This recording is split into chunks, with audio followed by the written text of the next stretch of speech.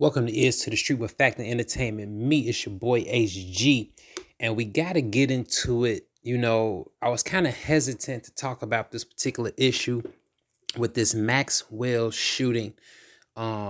This young brother getting killed. Because I'm from Chicago. I've ate at Maxwell's hundreds of times. Maxwell's is the late night spot when the clubs are closing around 2-3 in the morning. You're drunk, you're hungry, and there's tons of Maxwell Polish spots. They sell Italian beefs. They sell the cheeseburgers with the onions, and you get the hot peppers. You can get the cheese fries. You can get the Italian ices. Like, this is just the classic late night drunk, go get you something to eat. If you're not drunk, it's still a late night, go get you something to eat spot. It's a lot of 24-hour ones. Some close, maybe 10 or 11, but you have your fair share of 24-hour Maxwell's. It's the go-to spot for the late night eater. Been in dozen of them all around the city, and I'm pretty sure I've been in this one. I'm still trying to see what the location is, 116th Street in the hundreds, whatever. But one thing that I want you to understand, that this is the 24-hour late night eating spot. Whatever day of the week it is, if you're leaving any type of venue, club, lounge, party atmosphere, and you've been drinking and you want to eat before you go to sleep, you're gonna end up 9 times out of 10 at a Maxwell's Polish shop. You're gonna end up there. So this should already give you an idea of the environment that's at these 24-hour Polish spots. You got drunk people. Not only do you have drunk people, you got late night dope addicts here. You have like I said, you got drunk females, you got drunk dudes, you got dope addicts. Sometimes you just have homeless people hanging around so they can scrounge off change or, ask for something free. You know how it goes. We already know the urban inner cities, how stuff go. Most of us do, or some of us do. Some of us haven't had these experiences. So for these 3 individuals or 4 individuals, because I'm hearing that the guy who got killed girlfriend was also involved in the verbal altercation, and that's where it kind of stemmed from or initiated from. The mother was arguing with the girlfriend of the gentleman who got killed. But what I want to do is focus on perspectives. Everyone's perspective in this situation. Now, the first thing I want to start off with is the mother. For one, she's going to a late night spot. She knows what type of environment is at this spot. Not saying that, okay, we know it's late.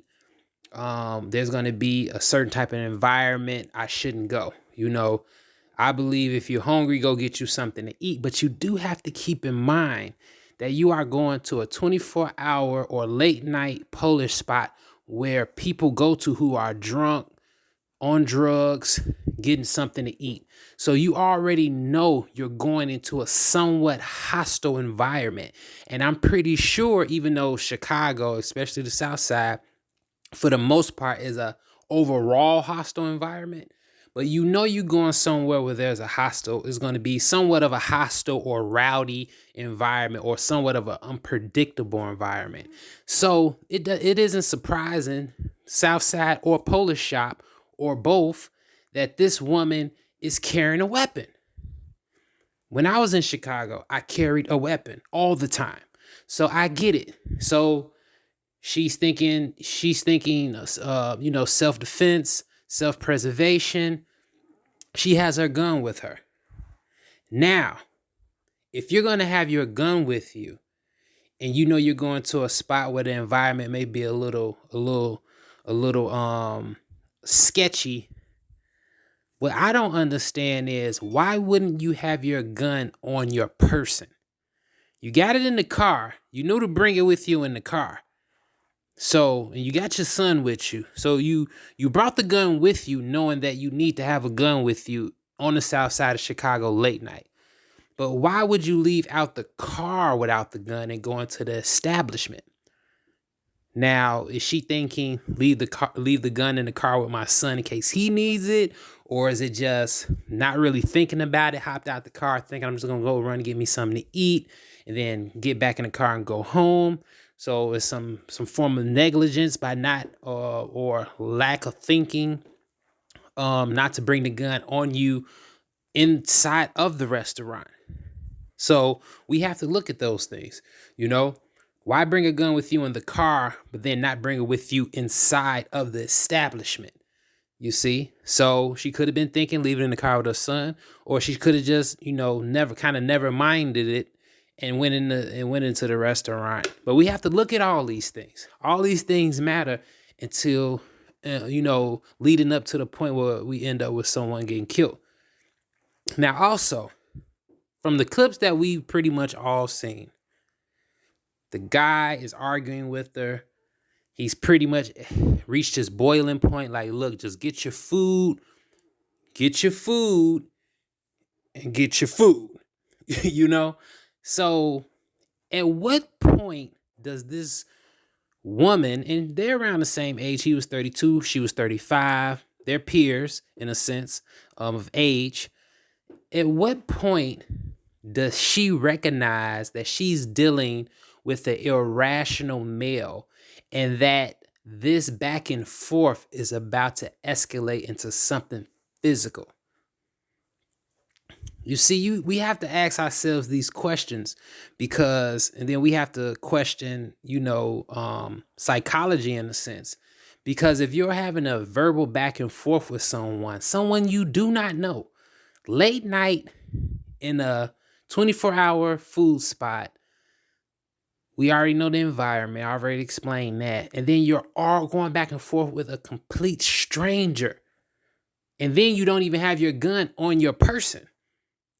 So, when I look at that, I see there's a level of irresponsibility right there, especially being a woman too. You're going back and forth with a man. You're a woman. You don't have your gun on you. And just my logic, why even waste time arguing with this dude? That's my logic. Why even waste time? It's not even worth it. It's not worth it. What do you get from that? What is it what is the achievement in it? And the achievement in it is what happened. Someone got killed.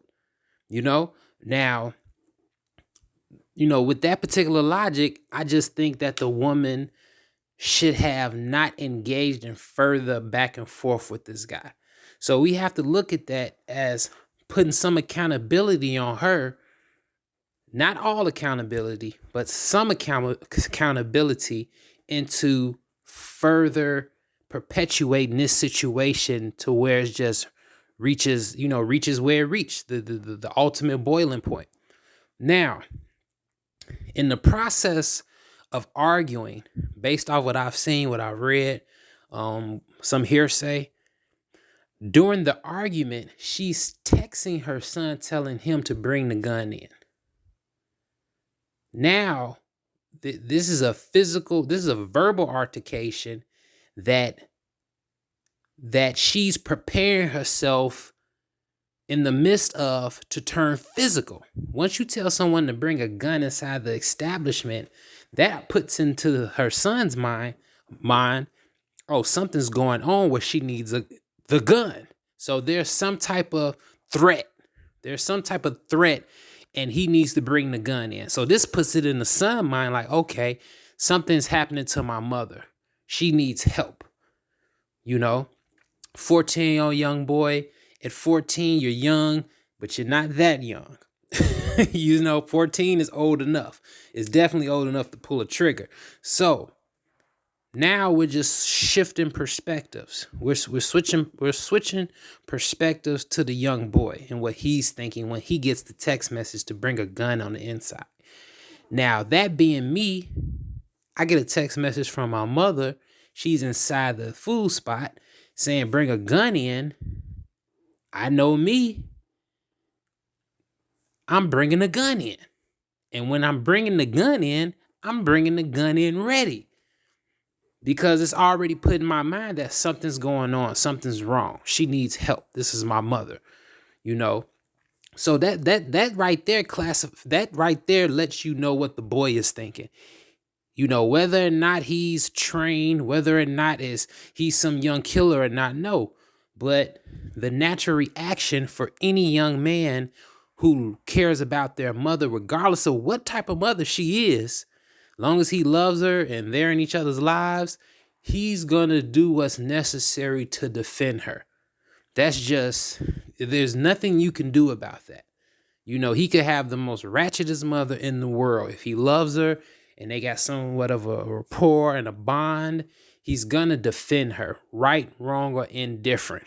You know, that's just what it is, especially in a physical situation where, you know, like she was getting hit on.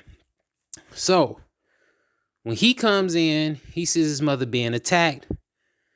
You know, there's not too much footage of the actual shooting. I haven't run across that footage. I just see the punches. Then you see the son. And that's pretty much all I've seen. You know, I haven't seen the guy laying on the ground or nothing like that. So now let's switch perspectives again. Now we're going to switch perspectives to this guy. Now, based off what I've seen, I'm not going to say this brother was intoxicated, but he probably was intoxicated. He probably was. You know, I'm not 100% sure. I haven't seen any toxicology reports. You know, I'm assuming that he was. And if he wasn't, then it makes it that more worse, because if you're not even under the influence of any type of narcotic or substance or alcohol or anything, and you are behaving like this, arguing back and forth with a woman, that shows the lack of maturity in you as a man to sit here and actually be at a full-fledged yelling back and forth with a woman. Even with just him saying, "Get your food, lady. Get your food and leave. Get your food and leave." Like, even that to me is doing too much as a man with the woman. You know, especially a stranger. I see if this was a woman you knew, y'all got rapport, y'all having an argument, y'all going back and forth. Okay, this is somebody you know. But this woman right here, you don't know who this woman is. And you're wasting time arguing back and forth with her over what, a burger, or who was first in line, or like, how deep could the confrontation or the initiation of the verbal confrontation be at a Maxwell's? Like, you know, like either y'all got either the order was wrong, or who was next in line, or, you know, like what actually could be the problem at a Maxwell food spot besides something dealing with the order or who received their order first or last. So this guy doesn't even have enough sense to say, man, this is the stupidest. Even if let's say you are dealing with an irrational woman, you know, this guy doesn't even have enough sense to say, man, let me just get my food and get up out of here. And that goes for her too. She doesn't have enough sense to say, let me just get my food and get out of here. Two people who rather rebel and arguing back and forth than just to say whatever and walk away and make it home to their families and their kids. Like my homie Off Grid said, man, this is a mental health issue. And he's 100% right. You got so many hostile black men and black women get so wrapped up in their emotions. Like they can't even control themselves. And these be the same people online or offline talking about they're emotionally intelligent. But at the slightest hint of something rubbing them the wrong way, they'll go off the meter, or they'll implode or explode. You know, and these are the type of people, and this is what's going on in the black community. Emotional ignorance. You know, the need to be right. the need to want to argue. This is what's going on. People rather die and be right than just chalk it up and walk away. If I'm in a Maxwell's and I'm hungry, the most important thing to me is getting my food, being comfortable at home, and eating the food that I wanted to go get. That's what's most important to me. Not sitting here at a restaurant arguing with a complete stranger about a burger or a Polish or who was in line first. You know what I'm saying? Like, a stupid argument leads to death. And it could have led to the prosecution of this woman and son. Now, based off the reports, they calls it as self-defense. I'm not against that ruling. Because the guy, he was the aggressor. He took it upon himself to hit this woman. I don't care what was coming out of her mouth. He drew first blood. Like Rambo, he drew first blood. And once you draw first blood, whatever comes after that comes after that. Could she have been more mature and not argued with him and walked away? Yes. Could she have not involved her son to be a young shooter, a young killer, or a young, to have a killing under his belt, even if it is self-defense of his mother? A shooting is a shooting. Yes, there's I could see it being some mental, some type of mental comfort of knowing that you defended your mother, so that way, it's just not like an out flat murder. It's more of a self-defense. And that I can imagine it being some comfort in that. But still, this young boy murdered somebody or killed somebody, whether it's self-defense or not self-defense. This is something that he has to live with for the rest of his life. Who knows how this is going to affect him? I hope, it doesn't affect him too much, throughout his life. But this is something that's always going to be on his mind. It's something he's always going to think about. He has to live with this throughout the rest of his life. And this is a situation that his mother put him in. For one, having him come with her, and I'm pretty sure it was probably late at night. And even if it wasn't that late at night, we can argue if taking your son to a Maxwell's is a good or bad thing. For the most part, it is what it is. She left him in the car. The one thing that I'm concerned about is, why didn't you have the gun on you? You're the owner of the gun. You're the adult. Why leave the gun in the car with the boy? So right there, I would hold her at fault, because that gun should have been on her. Don't call your son to bring a gun in because you're getting physically abused. Not saying that she shouldn't have done that, but if she would have had the gun on her, there would have been no need to do that. And then she could have shot the person who was attacking her, and not having that responsibility be on her son. Now, this guy, to me, he's 100% wrong, and he got the consequence of his actions. He got it. He got the consequence of his actions. For him to haul off and hit that woman was, he crossed the line. He crossed the line. If that verbal altercation would have just stayed verbal, everyone would have walked away. Everyone would have went home to their families. Everyone would have enjoyed the Maxwell Polishes with the extra onions and the hot peppers. When I used to eat that stuff, it was fire. It was fire. Everyone would have enjoyed their food. However, this guy took it upon himself to turn a verbal altercation into a physical altercation. She was somewhat prepared, even though it fell in the lap of her son. And what do you have? You have a dead 32-year-old. You have a 14-year-old who has a killing in his conscience, and on his name. And then you have a 35-year-old mother who basically turned her son to a degree into a killer, you know. Not, you know, a killer per se, but the young man, he's killed somebody. You know, like, he got a body on him. He got a body, you know. So that's something that she has to live with as well as him. You know, I don't know. It's just an unfortunate situation. You know, the moral of the story with this particular situation, just walk away, because it's not worth it.